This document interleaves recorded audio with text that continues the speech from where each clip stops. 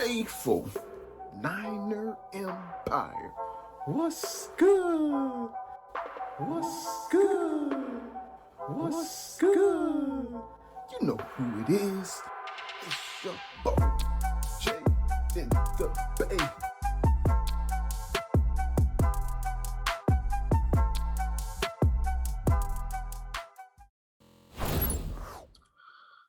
Faithful Niner Empire.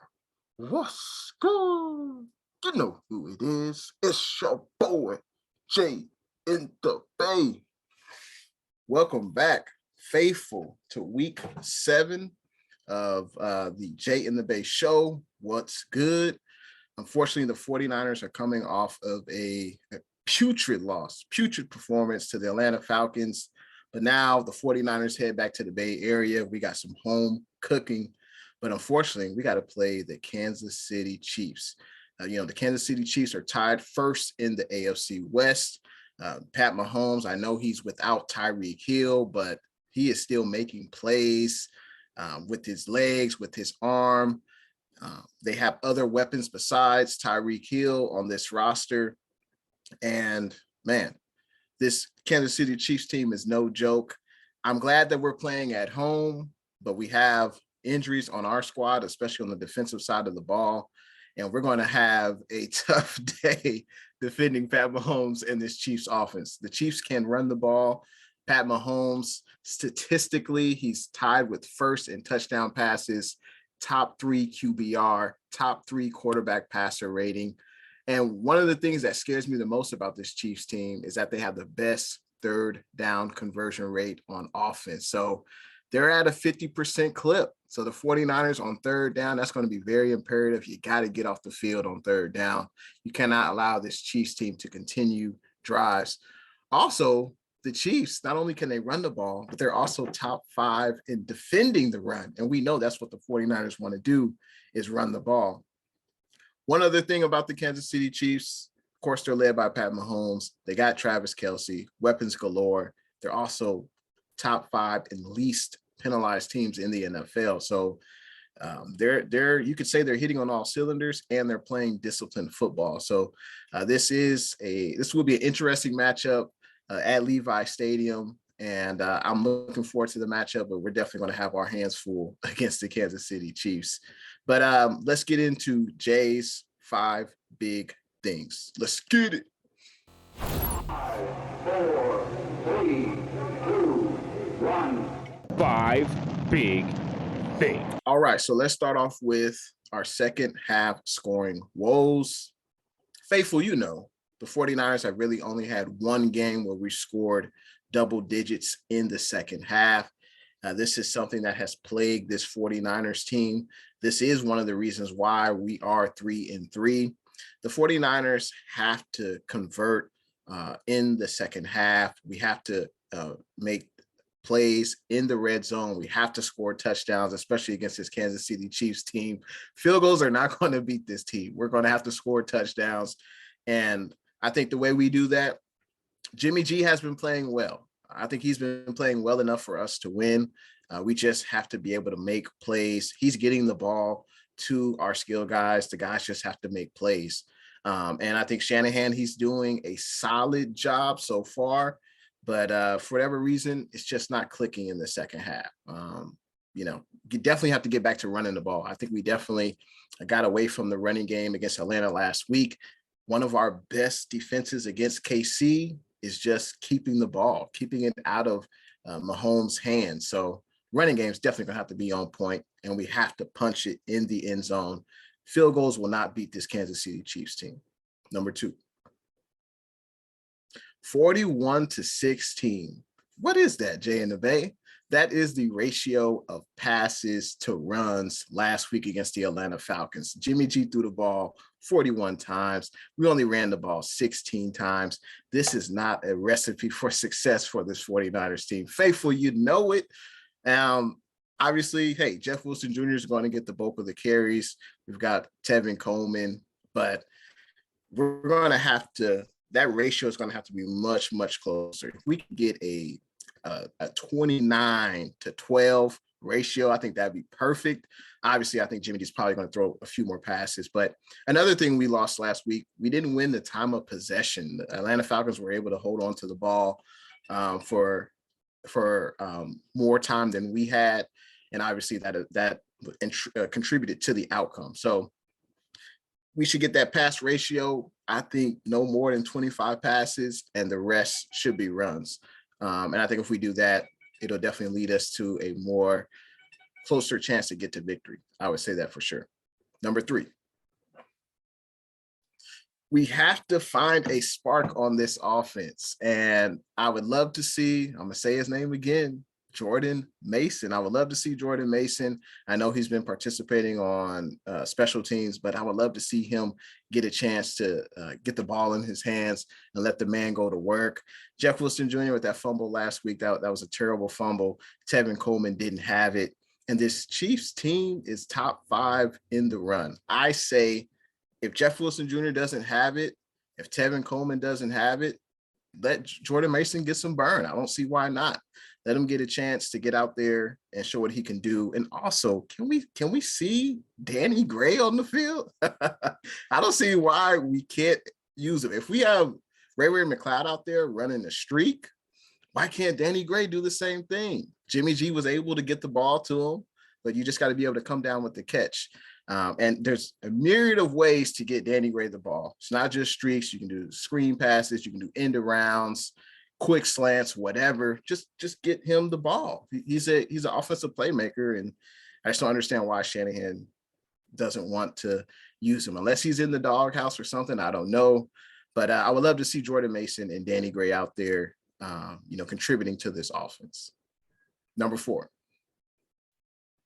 do your job. We are playing another mobile quarterback in Pat Mahomes. I would say he's definitely top 3 quarterbacks in the NFL right now. And one thing that just pisses me off is when the 49ers defensive linemen don't keep contained.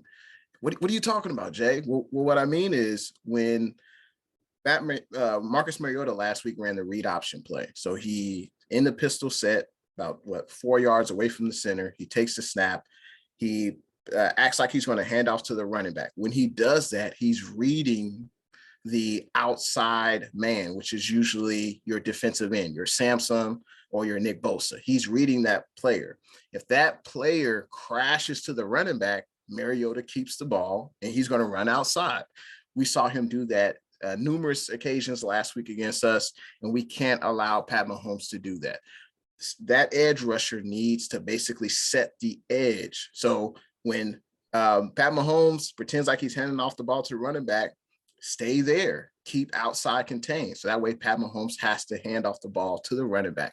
I would much rather see the running back run up the middle versus the strength of the defense than Pat Mahomes keep the ball and run outside for 10 to 15 yards. So that's why I say do your job, know your assignment, and we just got to play button-up football. We can't afford those types of mistakes against Pat Mahomes and this Chiefs offense.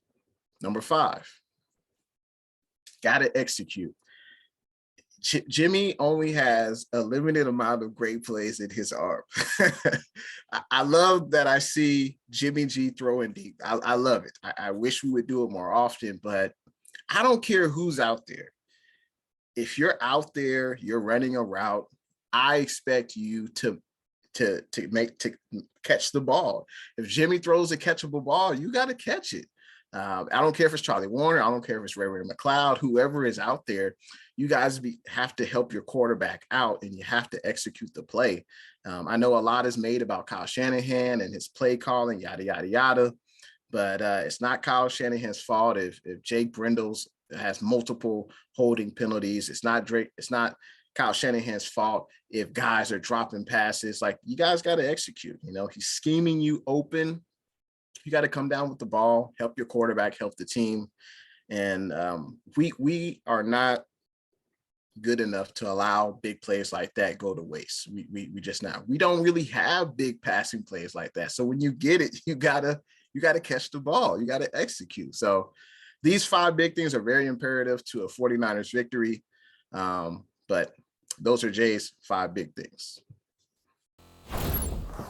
Hey, Jay! It's time for Hey Jay, where viewers can submit their questions. And let's get to the first question. We have Jay in the building. What's good? Hey Jay, do you think we have a chance in this week's game against the Chiefs if we don't get our run game going? So essentially, if we don't have a run game, it's going to be Jimmy G versus Pat Mahomes. In order for us to win this game, we're going to have to be able to run the ball. We're going to have to be able to win the time of possession. We're going to have to keep this high-powered Chiefs offense off the field. And the Chiefs are a top 5 run defense. The Niners are as well. So it's going to be very interesting to see what gives. This could be a heavy Debo game. Maybe he runs the ball. I know the last few weeks he hasn't been really a factor in the running game. Maybe Kyle Shanahan will have Debo run the ball a little bit more. But if we can't run the ball against the Chiefs effectively and we're not able to convert on third downs on the offensive side of the ball, then no, we don't have a chance in this game against KC. Appreciate the question, though, Jay. All right, we have 49er Classic. What's good? He says, can the defense contain Mahomes? Well, we didn't do a good job in containing Marcus Mariota. But hopefully the defense learns from that. I know the defensive linemen can get really aggressive. They're trying to go after the quarterback, but in those read option scenarios, those defensive ends need to hold the edge. They need to not allow anything outside of them. And that's the way you got to do it. Don't allow Mahomes to make a big play, run into the edge, keep everything inside of you. But yeah, the 49ers defense can contain Mahomes.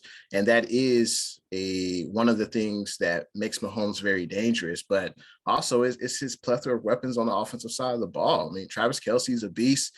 If you have him in fantasy, I'm sure you're a happy person. Travis Kelce has been doing a very good job this year. They also have other weapons, Juju Smith-Schuster, Sky. They have a lot of guys, a lot of talent on that roster. So Marcus Valdes-Scantling. So the 49ers can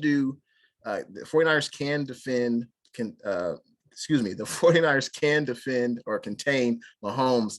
They have to stick to the keys of their defense. They just got to play smart football in the ways I illustrated before. So yes, the 49ers can contain Pat Mahomes. Next question.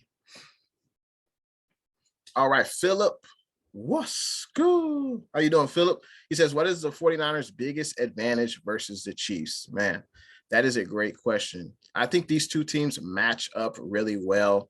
Obviously, the Chiefs have a high-powered offense. Now, the Chiefs' pass defense isn't great. That could be an area where the 49ers can exploit, but can Jimmy G exploit that? Can Jimmy G trust his receivers to hold on to the ball and make plays for him?